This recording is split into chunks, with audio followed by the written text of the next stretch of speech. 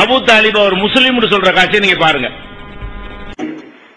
சையதுனா Abu தாலிப் ரலியல்லாஹு அன்ஹு அவர்கள் ஈடேற்றம் பெற்றவர்களா அல்லது அவர் காபிராகவே மரணித்து நரகத்தில் எக்காலமும் இருப்பாரா?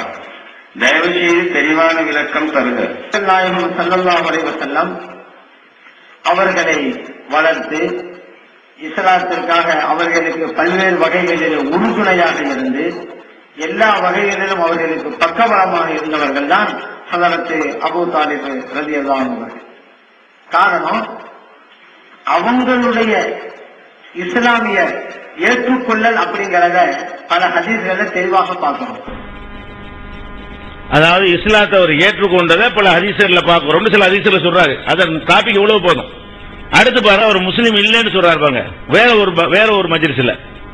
அபூபக்கர் சித்திக் ரலியல்லாஹு அன்ஹுடைய தந்தையா அபூ குஹாஃபாவை ஃபத்ஹ் மக்கா வைக்கும்போது அழைத்து வரப்படுது இஸ்லாத்துக்காக. கூட்டி வந்தோடனே ஸல்லல்லாஹு அலைஹி வஸல்லம் அவர்கள் இஸ்லாத்துடைய கலிமாவை சொல்லிக் கொடுக்கறாங்க. இந்த நேரத்தில் அபூபக்கர் சித்திக் ரலியல்லாஹு அழுகுறாங்க. பொதுவாக தன்னுடைய தந்தை யார் இதுவரைக்கும் குஃப்ர்ல இருந்தாங்க, இப்பதான் இஸ்லாத்து வர்றாங்கன்னா சந்தோஷப்பட்டிருக்கானு ஒரு மகனாரு. ஏன் நரகத்தின் பாதைக்கு சென்று போடக்கூட இப்ப சொர்க்கத்தின் பாதைக்கு வர்றாரு. ஆனா அழுகுறாங்க அபூபக்கர் சித்திக் ரலியல்லாஹு அன்ஹு. பார்த்தா நபி நாம் ஸல்லல்லாஹு கேட்டாங்க, ஏன் அழுகுறீங்க சந்தோஷப்படுற நேரத்துல? அபூபக்கர் சித்திக் ரலியல்லாஹு சொன்னாங்க, உங்களுடைய பெரிய தந்தையார் அபூ தாலிப் இஸ்லாத்தை ஏற்காமல போயிட்டாங்க.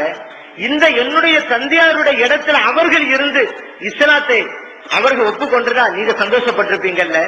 அதை நினைச்சு நீங்க விரும்புறது நடக்கலையே, நீங்க யார் இஸ்லாத்து வரும் நினைக்கிறீங்களோ அவங்க இஸ்லாத்துக்கு வரலையே, அதை நினைச்சுதான் இப்ப நான் அழுகுறேன். இப்ப காபிராயித் முஸ்லிமா இல்லை என்று இங்க சொல்றாரு.